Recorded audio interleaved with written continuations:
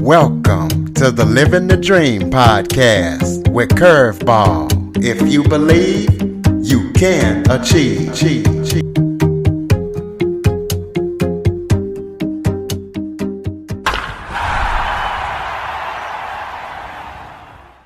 Welcome to the Living the Dream with Curveball podcast, a show where I interview guests that teach, motivate, and inspire. Today, we're going to be talking to Colleen Faul. She is an author, a mentor, and an advocate for parents with kids with special needs. She's going to be talking about how she got through finding out her daughter's special needs and how she navigated it and how she used her faith to help her get through it, and how she became an advocate to other parents who have similar situations and need to get through it, just like she and her family did. So, Colleen, thank you so much for joining me today. Thank you so much for having me. It's a pleasure to be here. Why don't you start off by telling everybody a little bit about yourself? Great, sure. Well, you did such a good job introducing me. Like he said, my name is Colleen Faul. I am a wife and mother of two beautiful children, one of whom has special needs. She's got actually a couple of pretty significant diagnoses. And when we first started finding out about all of her conditions, it came as a complete shock. We thought, up until that day, we thought we had a healthy baby. And that was the beginning of a huge journey for me. And there were many facets to it that I never thought in a million years my life would head in that direction. So it's been very transformative, and somehow through God's plan has led to me guesting on podcasts and writing a children's book and becoming a mentor to other parents with special needs children, especially those whose children are just being diagnosed. And this has all happened so fast. We only found out about our daughter roughly about a year and a half ago. So just so much has happened in such a short time. And it has led me here to y'all. And I'm so happy to be here. I'm so blessed to be here and to be allowed to just speak. And hopefully there's someone in your audience who needs to hear what we're going to talk about today. Absolutely. And we're definitely blessed to have you. Tell us about the special needs that your daughter has. You know, explain to the listeners what the diagnoses are and you know, what they basically mean. Sure, absolutely. So when my daughter was about 5 months old, well, 5 months old is how old she started doing, she was a very fussy baby for the first 5 months. And we thought we just had a fussy baby. We didn't really understand anything more than that. But when she got to be about 5 months old, she started regressing in some of her milestones that she had met. She had been slow to meet some of her milestones to begin with that we thought had to do with her vision, which didn't concern me too much because we have so many vision problems in our family. I figured she'd just need glasses when she got older. But then she started regressing and not being able to do things like roll over. She stopped smiling, and that really concerned me. And we ended up, she started doing these really weird arm motions where both of her arms would go from, being at her side to all of a sudden shooting up above her head. And you looked at, my daughter's name is Grace. If you looked at Grace when this would happen, you could tell that she herself was surprised by this and even upset by it. And I was like, she's never done that before. That doesn't look normal. I don't know what that is, but like that's strange. And my daughter was getting more and more upset by it. So I showed these motions to my mom, who agreed with me that this wasn't normal. This isn't something that a child is supposed to be doing, a 5-month-old is supposed to be doing. And she would keep doing it over and over and over again. Like every few seconds, her arms would go up. And we took her. So as soon as my mom saw this and kind of confirmed for me that, no, this isn't right, I grabbed my husband, I grabbed my daughter, and we ran to the hospital. And we went to the ER. And after being there for 5 or 6 hours, the hospital did blood panel and a chest x-ray, and then came back to us and said, we didn't find anything wrong with her. Your daughter's probably just being fussy. Go home. And I think at that moment, I mean, it was like 11 o'clock at night. My daughter was finally asleep. We were tired. And they came and said, we couldn't find anything. Nothing's wrong. Go home. She's just being fussy. At that moment, I really wanted to believe that that was the case. I wanted to believe that I was just being overreactive and an overprotective parent. I was like, okay, I'll wear that hat. That's fine. As long as my child's okay, I'm okay with that. But then the next day, so we took her home that night. But then the next day, just during the course of the day, I started texting some friends of mine and, telling them, oh, you won't believe we went to the ER last night, kind of just chatting. And I described these arm motions that my daughter was doing. And a friend of mine actually sent me a video of these same arm motions that my daughter was doing. And it was another child doing it. And the title of the video was called Infantile Spasms. And I didn't know what infantile spasms was, but I got on Google and I did a quick search, and I read enough to tell me that infantile spasms is a rare form of epilepsy found in young children, and it is serious and it needs to be treated immediately and aggressively because it is very damaging to young children. And once I read that, I immediately got onto the phone with her pediatrician, and I told him, I think my daughter is having infantile spasms. She needs an EEG today. And because Google had told me the way to diagnose this was with an EEG. So I was saying she needs an EEG today. And at first, the people on the other line, they didn't quite take me as seriously as I knew I needed to be taken seriously. At first they tried to tell us, well, okay, you have kind of voiced concerns about her vision before. We had already written a referral to you for you to see a neurologist at this other hospital. I forgot to mention this.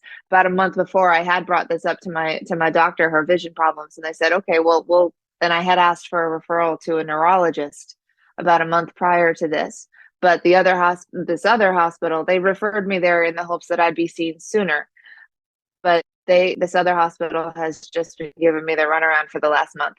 So fast forward to then, and they said, you've already got a referral on file. Let's just keep your appointment at the other hospital. And I explained to them, you don't understand. I don't even have an appointment at the other hospital yet. They've been giving me the runaround for a month. I don't want to go there. She needs an EEG in Lafayette, where I live, today. And I just kept on saying that, today. And they put me on hold for a little while. They came back and they said, okay, well, if you don't want to just go to the other hospital, then we can put you on the roster here for the neurology department here at this hospital.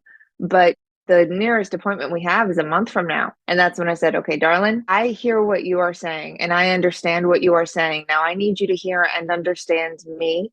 My daughter needs an EEG today, and I'm not getting off this phone until she has an appointment for today. And they put me on hold again at that point. And they came back after a little while and they finally said, okay, Miss Faul, we can schedule her for an emergency EEG tomorrow. Is that soon enough for you? And I said, okay, we will wait until tomorrow for her to be seen. And so that gave me about 24 hours to be on Google and looking up what infantile spasms was. And everything I was finding out was just scary. So what I learned was that it's like I said, it's a rare form of epilepsy and it happens in young children. And what it is your child is basically having hundreds of seizures a day, seconds apart. And all of those seizures are damaging for your children. And it's got a very wide spectrum of affectedness in children. There's people who can get diagnosed quickly who, they're having infantile spasms and then they get on meds to stop the seizures. And then in 3 days, the seizures are gone. And then the kids grow up and it's almost like it never happened. But then there's the opposite, very, very, the opposite end of that spectrum where the kids are very, very deeply affected. They've got cognitive and mental retardation and cognitive delays, developmental delays, you know, just very deeply, very, very drastically affected lives because of having these infantile spasms as children. And so I am scared out of my mind at that point. And I, so we finally took her the next day to the hospital for her EEG appointment. And I am just praying the entire time that I'm wrong. And they hook her up to this EEG machine, which for those of you in the audience who have never had an EEG, don't know how it works. Basically, they have to attach like 30 wires to my daughter's head with paste. So, and she's a fussy 5 month old. She's having none of it. She was not happy about that process at all. So, but to get, they needed her after putting all these wires on her head, then they needed her to be calm and they wanted her to fall asleep. So my job was to sit on this bed and hold her still so that she would fall asleep. So I'm basically, imagine if you will, I'm basically immobilized, holding my daughter laying down on this hospital bed in this semi-dark room. And it's me holding my daughter and this one other EEG technician lady who is in the room. And she turns on the machine.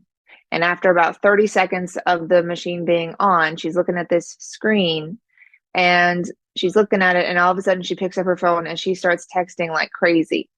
And I could tell that her entire body language, her entire body, yeah, her position, everything had shifted. And I asked her, is everything okay? And she puts down her phone. And I found out later she was texting the neurologist, the main neurologist at the hospital. She puts her phone down and she looks at me. And this is like 30 seconds after the machine has been turned on. She looks at me and she says, I am not the neurologist and I am not qualified to make a diagnosis. So I should not be telling you this. However, I know that if that was my daughter on that bed, I would want to know. Your daughter has infantile spasms. And it just like in that moment just felt like this entire mountain of bricks just fell on top of me. And I just started crying there on the hospital bed because I was so scared of what this was going to mean for her. And it's all my worst fears coming true. And so the neurologist then immediately admits us back to the emergency room. And we ended up staying in the hospital for 3 days. And during that time, they did so many tests, so many different kinds of tests. It was overwhelming. But one of the tests that they did was an MRI of her brain. And the results from that ended up they ended up coming back and saying to us, your daughter's MRI of her brain revealed that her brain does not look typical. And we think she has another condition that is a genetic disorder called Tuberous sclerosis complex. And again, I had never heard of that either. So I got on Google again and basically what Google told me was tuberous sclerosis complex is an even more rare genetic disorder, more rare than infantile spasms. It's a rare genetic disorder where basically the TSC gene, the gene in my daughter's DNA that is responsible for regulating cellular growth has a mutation on it and is therefore not functioning properly. And what it ends up resulting in is there are tubers. Her body grows these random growths of cells that take the form of non-cancerous benign tubers that can show up literally anywhere in her body. They can show up in her brain, in her eyes, on her skin, on any of her vital organs. They can show up anywhere. And the cells, the growths themselves, the tubers themselves are non-cancerous. So they're not dangerous in and of themselves, but depending on where they decide to show up and how many there are and how big they decide to grow, they can cause some very, very serious health problems. And again, there's a very broad spectrum of affectedness for tuberous sclerosis complex as well. There's people who grow up to be fully functional adults, never knowing they have it, but then they start growing these, what they think is acne on their skin, on their face, and they can't get it to go away. So they go into a dermatologist and they find out, oh, wait, that's not acne. Those are tubers on your skin. And you have tuberous sclerosis complex. And otherwise, they never would have known. But then there's another the other side of that, and there's people who are very, very drastically, seriously affected by tuberous sclerosis complex, very, and it often comes with a lot of other complicating conditions that in, a lot of developmental delays and just the results, the possible results were terrifying of what could happen to my daughter. And so we find out during that hospital stay that she has infantile spasms and tuberous sclerosis complex. And she also we found out she has two holes in her heart on top of that. And was just very, very, it was all terrifying, as a mom. She turned 6 months old while we were in the hospital. My 6-month-old daughter, she is just so little. And, you're just terrified for your baby. You don't know what's going to happen to her. All of a sudden, all of these little things that parents kind of just take for granted that their kids are going to be able to do one day, things like sitting up and learning to walk and learning to eat solid foods and feed themselves, learning to talk, let alone growing up, going to school, getting married one day, all these things. We could not, in a day, we found out we couldn't take any of that for granted anymore. We was not a guarantee that our daughter was going to learn to talk or to feed herself or to grow up and have a career one day. It's not, we don't know. We couldn't figure out, we didn't know if she'd ever walk. We didn't know anything. And it was very, very scary. I can easily say that was the scariest thing I have ever experienced as a mother. And fast forward a year later, just about a month ago, actually, my daughter has also been now diagnosed with autism on top of that. So she's got 3 pretty serious conditions. And we even we were wondering, thankfully we got the results finding out that this was negative, but we were thinking she also had a second genetic disorder called polycystic kidney disease, which is it's common, well, not common, about 2% of people with tuberous sclerosis complex also end up having polycystic kidney disease. And that is basically where your kidneys start growing these fluid-filled sacs or cysts on top of their kidneys, and it can lead to all kinds of health complications as well, and cause your kidneys to grow and become enlarged, and can cause kidney complications and failures. But so because she has a lot of these tubers on her kidneys, and so we were thinking she might have PKD, but thankfully we got test results back for that very, very recently and found out that she didn't. But that was another thing on our plate. So my daughter has a lot going on. Now that's the scary part of it all. And that was really, really hard for me.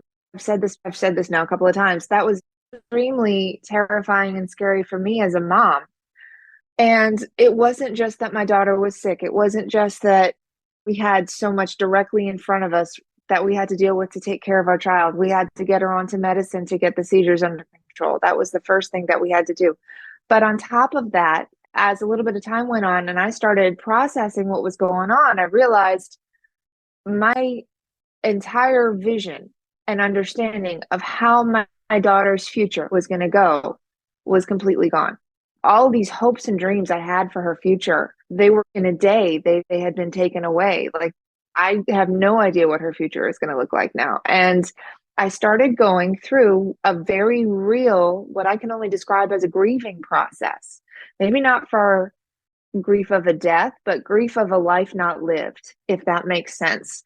I started grieving, and I went through every stage of the grieving process, the denial, the anger, the bargaining, all that, all of it, all 5 stages. And it was very intense, and it was very difficult because I was dealing with that emotional hurdle that I was trying to handle, while also simultaneously trying to care for my daughter and try to be there for the rest of my family. I have 2 children, and my son was not even 2 years old at the time. He was, I have 2 very young children, and my husband, thank God I had my husband there with me, and he and I really pulled together as a team, thank goodness. And We were there to support each other. I don't think I would have gotten through that whole time in our lives without my husband there. And I also turned to my faith because that was all I really like. Like have been very blessed to have a very strong faith life. I'm a very faithful person. And so I turned to God and I was started praying and I started having some very, very honest conversations with God about what what he was doing with my daughter. Like, that kind of gives you an idea of where I was at the time. Like it was just what was happening, what was his plan for us, and what was he doing, and what was he asking of me. And it was a rocky road. It was very rocky road. And I had all of these fears and anxieties about, am I even capable of caring for my daughter and being the parent she needs? Because she's got a lot of special needs and I'm expected to be the one to fill those needs. And I don't know if I have what it takes for this job. And, praying about that and praying that for her future and what she's gonna, what skills are she gonna be able to learn? Is she gonna be able to talk? Is she gonna be able, like, just praying that she grow and blossom? And it was really, it was intense and just had a lot of fears and a lot of anxieties. And I questioned a lot of what God was asking of me. And somehow, in the midst of all of that, in this cloud of this storm that I was in, all this chaos that I was in, somehow this like this random thing, I got inspired to write a children's book in all of this. It was like, I mean, of all the random things, I literally woke up in the middle of the night one night with the idea for right for the story for this children's book. And I got up and I just started writing. It was at like 4 in the morning. I just started typing and I ended up typing for hours and I finished the first draft and then I went back to bed. And then I came back a few hours later and I read the story that I knew I had typed it up. I had written it, but I read it and it was like someone else had written it. And I think it was honestly divinely inspired because I didn't come up with any of the stuff that's in there. Um, I, and what it is it's the story of a mom and a dad who find out that that their child, their daughter, is going to be a very special child and is going to have needs that most other kids don't have. And it ended up being called God's precious gift, a special needs child. And what happens is the mom and the dad are very worried when they find out from the doctors that their child is going to be special. And they start praying and they ask God and they're praying, God, please just fix our baby. Just fix her because I don't want this for her. And Jesus in the book shows up and he has a conversation with the mom and dad. And it starts off with Jesus saying to the mom and dad, fix your baby, but she is already exactly the way I chose to create her. And that begins a conversation between Jesus and the parents where he asks them, do you think that I make mistakes? And the answer is no, no, God doesn't make mistakes.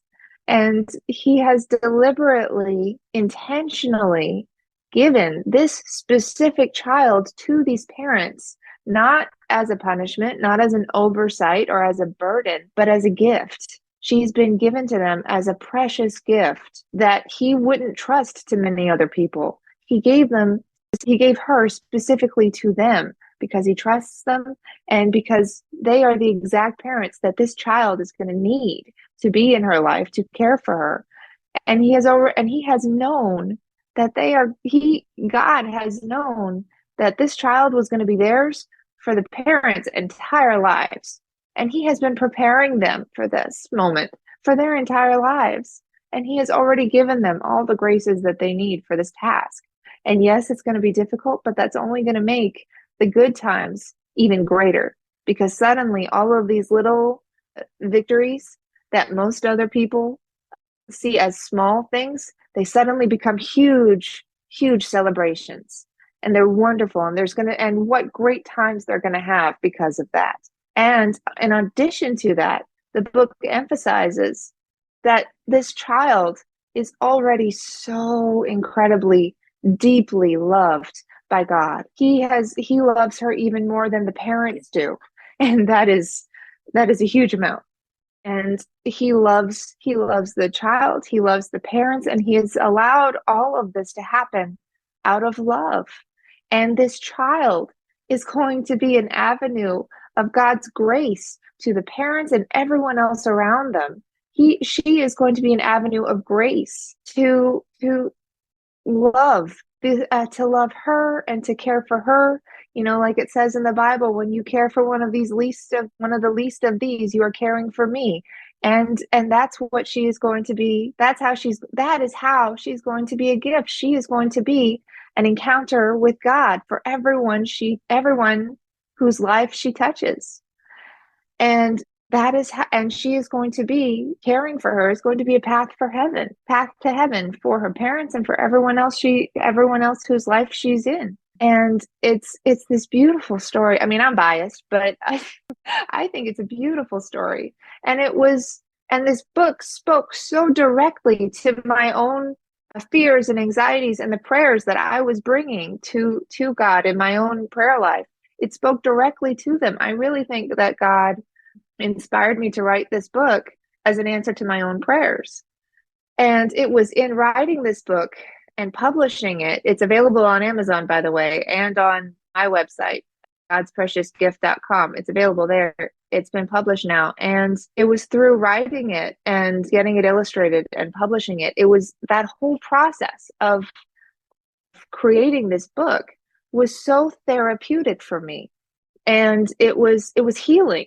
It was very, very healing. And it changed my entire perspective of the situation that we now found ourselves in, that God has allowed to be our lives. And I started growing in my faith life again, and just trusting, learning to trust, and I suddenly started seeing little miracles everywhere where God was, that he had little mountains that he had moved for her. And I have continued to see progress in my daughter. We've gotten her seizures under control, and she has started to move forward in her development.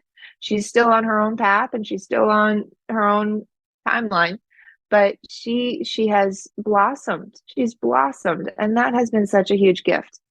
And somehow, kind of just through this, unplanned grassroots movement, through writing the book and through people reading this book and then reaching out to me, I have somehow become a mentor for other parents who find themselves in similar situations, for adults whose children are getting diagnosed with these special needs. And it has been a privilege to be able to mentor parents through this, because you need community in that, when you're in that time, and just always, it takes a village, but you really need community. And for myself, we didn't have anyone in our particular, we didn't have any other people in our immediate community who was in any kind of a similar situation. So we felt very isolated.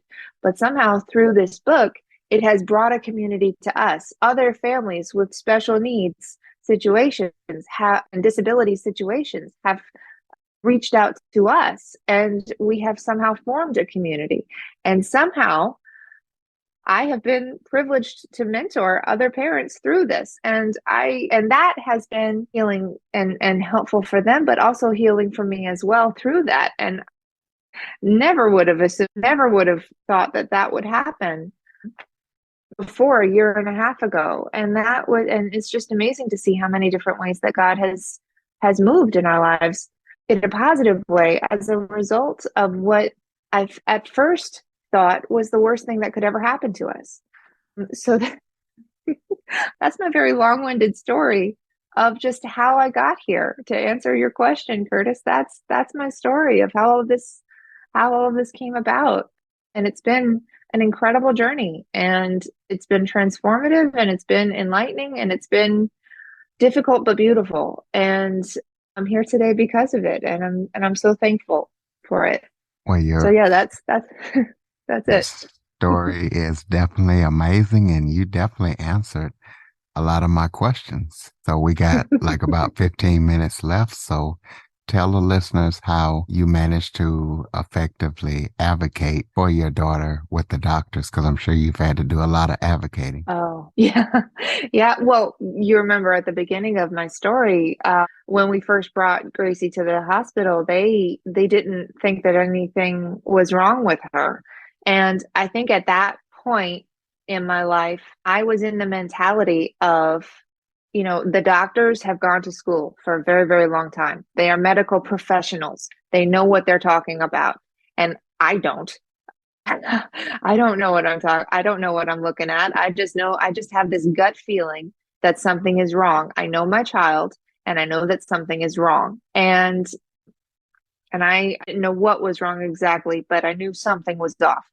And they sent us home and they told us she was being fussy, which, like I said, I wanted to believe, but I still had this lingering gut feeling. And so then the next day, when I saw this video, like that was, and I think I just needed a little bit of concrete evidence that, okay, no, this is clearly something wrong. And that was my first step in becoming an advocate, because I got on the phone and they tried to tell me to wait. They tried to tell me, oh, I'm sure she's fine. There's probably nothing really going on. They didn't take me seriously.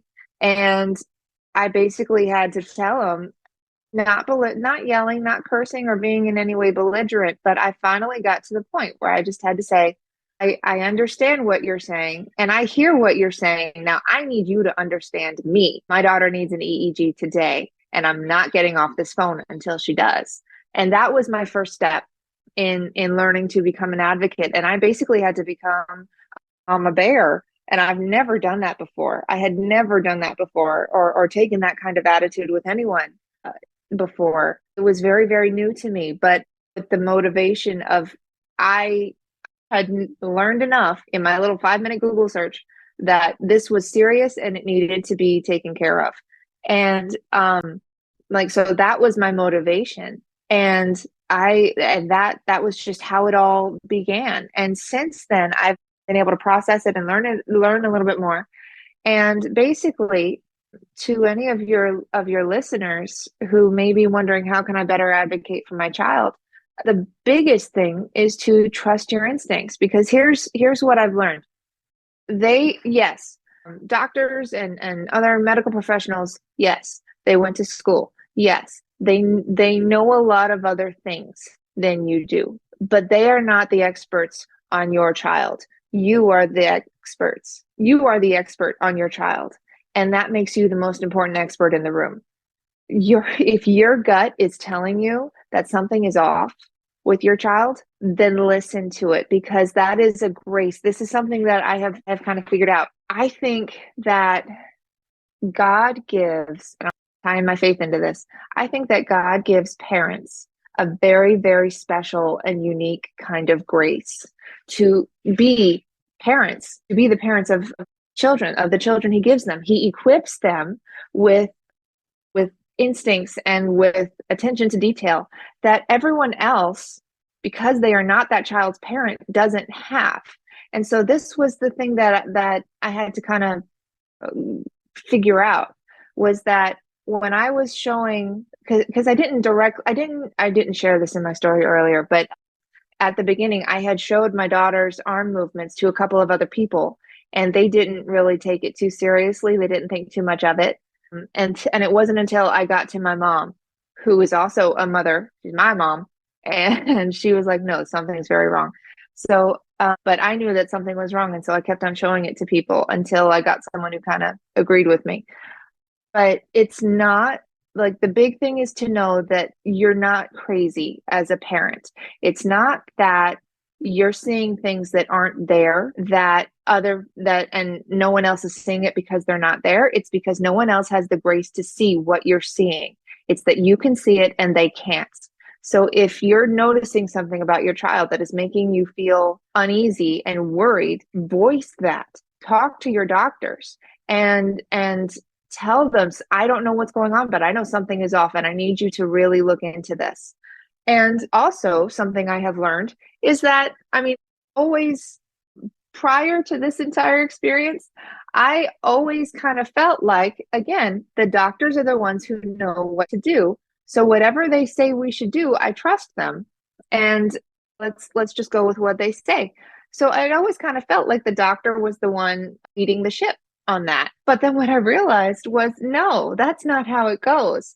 The doctor is not in charge in this scenario. I am in charge. The doctor's job is to be there to analyze and advise, but ultimately, the one calling the shots is the parent. So whenever a doctor comes to you and says, okay, well, I'm going to do this, the parent has every right to say, no, I don't agree with that approach. And I'd like you to look deeper into this other thing that still has me worried.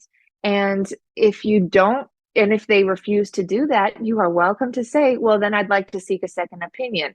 Like that is okay. That is perfectly okay. And it's very, and I've spoken to so many other parents who are still in this kind of timid mentality of not being bold in speaking with their doctors. And I have done my best to encourage them as much as I can whenever I've encountered these parents that no, the doctors don't know everything. They are human and they are very, very busy and they are not experts on your child and they will miss things. They can miss things. So if you're still feeling uneasy about something, voice that and take steps to make sure that those concerns are taken seriously and leave no rock unturned, leave no stone unturned. And that has been, I have been, I mean, I guess not surprised because I was in this same boat, so it makes sense to me. But I have been, for lack of a better word, surprised by how many parents I've encountered. And it's like there's a there's this great divide. You're either all there's not really a middle ground here. You're either very timid on how you behave with the doctors, thinking that they're the ones who should be deciding what happens, or you've got the mama bears and the papa bears who are like, no, that's not how we're doing this. And like, if you don't want me to bring her in, I'm going to bring her in anyway. Like, it's very, very, very strong, bulls really. And it's, those parents are wonderful to work with, and I've basically worked really hard to help the people on the other side of this fence to come over and to encourage them. No, really, you need to advocate and voice your concerns to your doctors. And and it doesn't even have to be working with your book, or sorry, working with your, it doesn't even have to be like, I think you've got the wrong diagnosis. It could be, this isn't going fast enough. My child is still suffering and you haven't put her next appointment is in like a month and a half. No, this needs to be sooner. And you can call them. Do not underestimate the squeaky wheel. The squeaky wheel is a very powerful mechanism. Like just call them constantly. And they will, and it's funny, just to be rid of you, they will help you. And I'm not saying in any way to be disrespectful or unkind. People are just there trying to do their jobs and they're doing it to the best of their ability. But it's very important to be a powerhouse for your child, because if you're not going to speak for your child, no one will. If you're not going to fight for your child, no one will, because they can't fight for themselves. So that is our task as parents, is to fight for our children, to care for our children, and to trust the instincts that God gave us to be their parents. And it's been empowering to see parents kind of take that journey and to see them kind of grow in that. It's usually pretty uncomfortable at first. It was kind of uncomfortable for me, but you kind of it doesn't take long to kind of get comfortable on that skin, which is kind of fun. But it's important to ask your doctors questions and to say, okay, like, why are we taking this? Why are we taking this approach? Why? What is your reasoning? Are there alternatives? What is the latest research on this method of treatment? Like, it's important to ask questions like that and to not just take the doctor's first recommendation. It's okay to question, and it's okay to do your own research. Do not underestimate a motivated parent with access to the internet. Like, I have done so much research that I have brought to my doctor that she had never seen before, had not been up to date on. And it was with that we were able to craft a new treatment plan. And like, do not assume that your doctors are up to date on the latest research on something. And if you as a parent are wanting to do research on alternative methods of treatment that you want to try, bring that up to them. And that, honestly, the most effective way that doctors are brought up to date on new research or methods of treatment is through the parents who advocate. So you are a source of information for your doctor. So and they will listen. Doctors are good people. Doctors, and they're genuinely trying to be there as a force of healing in the world. Like, good people. They're not adversaries to work against, but people to be on your team to the best of their ability. I don't in any way want to communicate that doctors are in any way enemy or people to in any way be working against, but just people to work with you in the best way possible. So yeah, that's and so that's kind of how I have been. It's been very grassroots. You asked how this has come about. It's been grassroots. It started with me publishing my book, and then parents reaching out to me as the author of this somehow, at first saying, "Hey, I love the book. Thank you so much. This has been so wonderful read. It's touched my heart. It's touched my child's heart. It's been wonderful." Just with great reviews. And then somehow we've ended up staying in communication. And that led to, like, a lot of them will share, like, my child just got diagnosed with this or that or the other. And we've communicated about that. And I would ask them if I could pray with them. And then we'd just start talking about their child's condition and their case. And somehow I just ended up becoming a mentor. And I would encourage them to advocate for their children. And it's been somehow, like, God has been moving. The Holy Spirit has been moving. He's been putting these people in my life and me in theirs. And it's been a beautiful thing. It's just amazing how God works in all of that. Absolutely. And we have run out of time for this episode. But before we go, I would like for you to give out your website so people can get your book. And if they need that advocacy or need to reach out to you, they can. So close us out with the website. Absolutely. My website is www.godspreciousgift.com. You can contact me there. You can buy my book there. You can also buy the new coloring companion book that has just been published. You can buy these books on Amazon as well, but it's called God's Precious Gift, A Special Needs Child is the name of my book. And God's Precious Gift, A Companion Coloring Book is the name of my coloring book. And you can get all of that on my website, www.godspreciousgift.com. Godspreciousgift.com, ladies and gentlemen. Colleen is definitely God's precious gift to those who need her advocacy. So if you know of anybody that needs Colleen's help, needs to learn how to get on the road to advocacy for special needs kids, be sure to follow, rate, review, share this episode to them. And if you have any guests or suggestion topics, see Jackson102@cox.net. Once again, godspreciousgift.com. Colleen, thank you so much for sharing your amazing story. You're an amazing woman, and you show a lot of strength, and keep doing what you're doing and help and others find their strength. And thank you so much for joining me today. Thank you so much for having me. It's been a pleasure being here. For more information on the Living the Dream podcast, visit www.djcurveball.com. Until next time, stay focused on living the dream.